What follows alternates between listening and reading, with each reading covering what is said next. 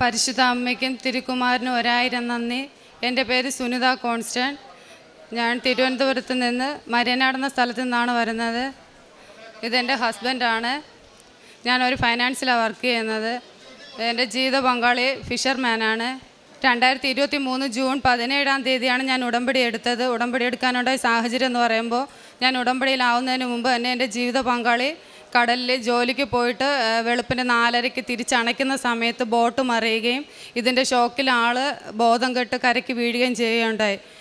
ആളിനെ ബോധമില്ലാതെ തന്നെ ഹോസ്പിറ്റലിൽ കൊണ്ടുപോയി 3 ഹോസ്പിറ്റലിൽ നിന്ന് ഷിഫ്റ്റ് ചെയ്ത് കൊണ്ടുപോയായിരുന്നു. എല്ലാ സ്കാനിങ്ങും ടെസ്റ്റുകളും CT ഒക്കെ എടുത്തിട്ടും യാതൊരു ബുദ്ധിമുട്ടും ഉണ്ടായിരുന്നില്ല. പക്ഷേ ആൾ നോർമൽ അല്ലായിരുന്നു. അവർ വീട്ടിൽ കൊണ്ടുപോയിട്ട് ശരിയായിക്കോളൂ എന്ന് പറഞ്ഞ് വീട്ടിൽ അയച്ചായിരുന്നു. പക്ഷേ വീട്ടിൽ വന്നെങ്കിലും ആൾ ആരെയും തിരിച്ചറിയുകയോ സ്വയം ഇഴിച്ചിരിക്കുകയോ ഫുഡ് കഴിക്കാനോ ഒന്നും പറ്റുന്നുണ്ടായിരുന്നില്ല. ആ സാഹചര്യത്തിൽ അടുത്ത വീട്ടിൽ ഒരു ചേച്ചി വന്ന് കൃപാസന പത്രം തരികയും ഉടമ്പടി തൈലവും വിശുദ്ധ തേനും തന്നിട്ട് വിശ്വാസ പ്രമാണം ചൊല്ലി ചേട്ടൻ്റെ നെറ്റിയിൽ പൂശുകയും തേന് കുടിക്കുകയും ചെയ്യാൻ കൊടുത്തായിരുന്നു. അതിനു മുന്നേ തന്നെ ചേട്ടൻ ഗൾഫിൽ പോകാനായിട്ടുള്ള പ്രൊസീജിയേഴ്സൊക്കെ നടന്നുകൊണ്ടിരിക്കുന്ന സമയത്തായിരുന്നു. അന്ന് തന്നെ എഗ്രിമെൻറ്റ് സൈൻ ചെയ്ത് അയക്കണമെന്ന് പറഞ്ഞ് മെയിൽ വന്നിട്ടുണ്ടായിരുന്നു. കാരണം അന്ന് അയച്ചില്ലെങ്കിൽ പിന്നെ ചേട്ടന് ആ ജോലിക്ക് പോകാൻ പറ്റാത്ത സ്ഥിതിയിലായിരുന്നു. പക്ഷേ ആളിനെ എഴിച്ചിരിക്കുകയോ മറ്റുള്ളവരെ തിരിച്ചറിയാനോ പറ്റാത്ത സാഹചര്യത്തിൽ എങ്ങനെ സൈൻ ചെയ്യണമെന്ന് അറിയാതെ വിഷമിച്ചിരിക്കുന്ന സമയത്താണ് 3ാമത്തെ തവണ നല്ല പെർഫെക്റ്റായിട്ട് സൈൻ ചെയ്യുകയും ഞങ്ങൾ മെയിൽ അയക്കുകയും ചെയ്തു.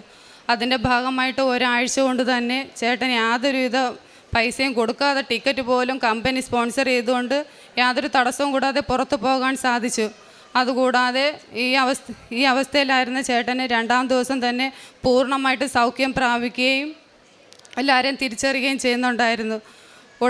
ഉടമ്പടി എടുത്തതിന് ശേഷം ഞങ്ങളുടെ ജീവിതത്തിലുണ്ടായ മാറ്റങ്ങളെന്ന് പറയുമ്പോൾ, ഞാൻ നിയോഗത്തിൽ വെച്ചായിരുന്നു.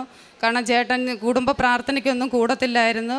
ആത്മീയ ജീവിതത്തിൽ ഞങ്ങൾ വളരെ പിന്നോക്കത്തിലായിരുന്നു. കുടുംബ പ്രാർത്ഥന ചൊല്ലുമെങ്കിലും എല്ലാവരെയും പോലെ പല ആവശ്യങ്ങളും വരുമ്പോൾ കർണക്കൊന്തയിൽ ഒതുക്കുക, അങ്ങനത്തെ രീതിയിലേക്കാണ് പോയിക്കൊണ്ടിരുന്നത്. കുംഭസാരമായിരുന്നാലും വർഷത്തിൽ 5-6 തവണ മാത്രമേ ചെയ്തിട്ടുണ്ടായിരുന്നുള്ളൂ. പക്ഷേ ഇപ്പോൾ ഉടമ്പടിയിൽ വന്നതിന് ശേഷം സ്ഥിരം കുടുംബ പ്രാർത്ഥന ചൊല്ലുക, ഏത് കാര്യങ്ങൾ വന്നാലും അതെല്ലാം മാറ്റിവെച്ചുകൊണ്ട് കുടുംബ പ്രാർത്ഥനത്തിന് മുൻതൂക്കം കൊടുക്കുകയും ചെയ്യുന്നുണ്ട്. ചേട്ടൻ വിദേശത്തായിരുന്നാൽ പോലും ആ സമയത്ത് വീഡിയോ കോൾ ചെയ്ത് ഞങ്ങൾ കുടുംബത്തോടെയാണ് കുടുംബ പ്രാർത്ഥന ചൊല്ലുന്നത്.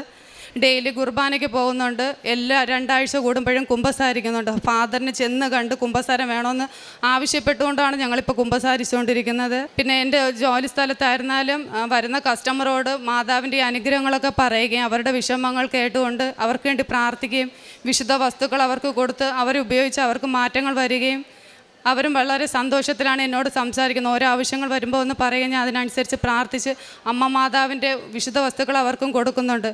കൃപാസനത്തിലെ പത്രമൊക്കെ കസ്റ്റമറിന് തന്നെ കൊടുക്കുകയും പിന്നെ തമിഴ്നാടാണ് എൻ്റെ ചേട്ടൻ്റെ സ്ഥലം. അവിടെ പോകുമ്പോൾ തമിഴ് പത്രം ഇവിടെ നിന്ന് വാങ്ങിച്ചുകൊണ്ട് പോയിട്ട് അവിടെ എല്ലാവർക്കും കൊടുക്കാറുണ്ട്. എൻ്റെ കാരുണ്യ പ്രവൃത്തി എന്ന് പറയുമ്പോൾ എല്ലാ ബുധനാഴ്ചകളിലും പൊതിച്ചോറ് ഞാൻ എൻ്റെ 2 കുഞ്ഞു പിള്ളേരും കൂടെ ജോലിക്ക് പോകുന്നതിന് മുമ്പ് തന്നെ 9 മണിക്ക് റെഡിയാക്കി ഞങ്ങളുടെ ഇടവകയിൽ നിന്ന് എല്ലാ ബുധനാഴ്ചയും പൊതിച്ചോറ് കളക്ട് ചെയ്ത് അവർ തന്നെ രോഗികൾക്ക് കൊടുക്കുകയൊക്കെ ചെയ്യുന്ന ശുശ്രൂഷയിലാണ്. അപ്പോൾ ഞാൻ എല്ലാ ദിവസവും ഈ 1.5 വർഷം എനിക്ക് മുടങ്ങാതെ എല്ലാ ബുധനാഴ്ചയും പൊതിച്ചോറ് കൊണ്ട് എത്തിക്കാൻ സാധിക്കുന്നുണ്ട്. എൻ്റെ വീട്ടിനടുത്തുള്ള ഒരു നിർധന കുടുംബത്തിന് അവർ അക്രൈസ്തവരാണ്. അവർക്ക് വേണ്ട ആവശ്യങ്ങളെല്ലാം ചെയ്തു കൊടുക്കും. ധനസഹായമായാലും അമ്മ കിടപ്പിലാണ്.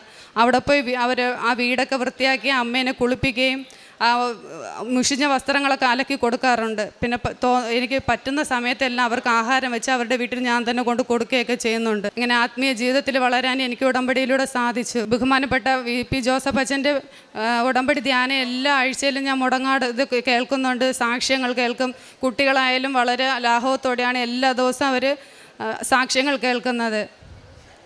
പരിശുദ്ധ അമ്മയും തിരുക്കുമാരനും ഞങ്ങളുടെ ജീവിതത്തിൽ ചെയ്ത എല്ലാ നന്മകൾക്കും കൃപകൾക്കും 1000 നന്ദി പറയുന്നു. എസെക്കിയേലിൻ്റെ പുസ്തകം 37:14 എൻ്റെ ആത്മാവിനെ ഞാൻ നിങ്ങളിൽ നിവേശിപ്പിക്കും, നിങ്ങൾ ജീവിക്കും. ഞാൻ നിങ്ങളെ നിങ്ങളുടെ സ്വന്തം ദേശത്ത് വസിപ്പിക്കും. കർത്താവായ ഞാനാണിത് പറഞ്ഞതെന്നും പ്രവർത്തിച്ചതെന്നും അപ്പോൾ നിങ്ങൾ അറിയും, കർത്താവ് അരുളി ചെയ്യുന്നു. ഇവിടെ സുനിത തൻ്റെ ജീവിത പങ്കാളിയുടെ പെട്ടെന്നുണ്ടാകുന്ന മാനസികമായിട്ടുള്ള അസ്വസ്ഥതകൾ, ഒരു ഡിപ്രഷൻ, തൻ്റെ വള്ളം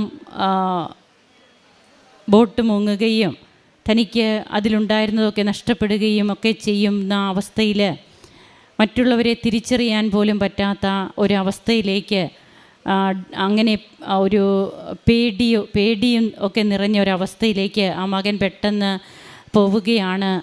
ഹോസ്പിറ്റലിലൊക്കെ കൊണ്ടുപോയിട്ട് സാവധാനം മാറും എന്നുള്ള അവസ്ഥയിൽ വരുന്ന മകനെ അടുത്തുള്ള വീട്ടിലെ ഉടമ്പടിയെടുത്ത മകള് ഉടമ്പടി നേർച്ച വസ്തുക്കൾ കൊടുക്കുന്നു, അതുപോലെ തന്നെ കൊടുത്ത് പ്രാർത്ഥിക്കുന്നു, അതുപോലെ കൃപാസന പത്രം കൊടുക്കുന്നു.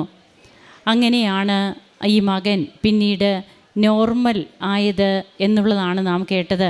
എങ്ങനെ തനിക്ക് പിന്നീട് താൻ ഒരു പ്രോസസ്സിങ്ങിലായിരുന്നു, അതായത് ഗൾഫ് രാജ്യത്തേക്ക് പോകുന്ന, അവിടെ നിന്ന് തനിക്ക് വന്ന കമ്പനിയുടെ ലെറ്റർ അത് സൈൻ ചെയ്ത് സ്വീകരിച്ച് അവർക്ക് തിരിച്ചയക്കുന്നതിന് പോലും തനിക്ക് പറ്റാത്ത അവസ്ഥയിൽ അതൊക്കെ പിന്നീട് എങ്ങനെ കോൺഷ്യസ് ആയിട്ട് ചെയ്യുന്നതിന് കഴിഞ്ഞു. പിന്നീട് അങ്ങോട്ട് റിക്കവറിയുടെ നാളുകളായിരുന്നു. അങ്ങനെ ഒരാഴ്ച കൊണ്ട് തന്നെ ആ മകന് പെട്ടെന്ന് എല്ലാം തൻ്റെ കഴിഞ്ഞ കാല സംഭവങ്ങളെയൊക്കെ തിരിച്ചു കിട്ടുന്ന രീതിയിലുള്ള ഓർമ്മ കിട്ടുകയും അങ്ങനെ തനിക്ക് തൻ്റെ ജോലി സ്ഥലത്തേക്ക് പോകുവാനായിട്ട് സാധിക്കുന്നു. ഇവിടെ വന്ന് ഉടമ്പടി എടുത്ത് തങ്ങളുടെ ആത്മീയ ജീവിതത്തിൻ്റെ സ്ഥിതി അത് പിന്നീട് ഭദ്രമായതാണ് പിന്നീട് സുനിത പറയുക. ജപമാല കരുണക്കൊന്തയിൽ ഒതുക്കി ഞങ്ങൾ അങ്ങനെ പോവുകയായിരുന്നു. ജപമാല ചൊല്ലാൻ സമയമില്ല, അതുകൊണ്ട് കരുണക്കൊന്തയിലേക്ക് കരുണക്കൊന്ത ചൊല്ലി പെട്ടെന്ന് തീർത്ത് അങ്ങനെ പ്രാർത്ഥനയ്ക്ക് ഞങ്ങൾക്ക് സമയമില്ലായിരുന്നു. എന്നാൽ ഇന്ന് മറ്റുള്ള പണികൾ എത്രമാത്രം ഉണ്ടെങ്കിലും പ്രാർത്ഥനയ്ക്ക് ഇന്ന് പ്രാധാന്യം.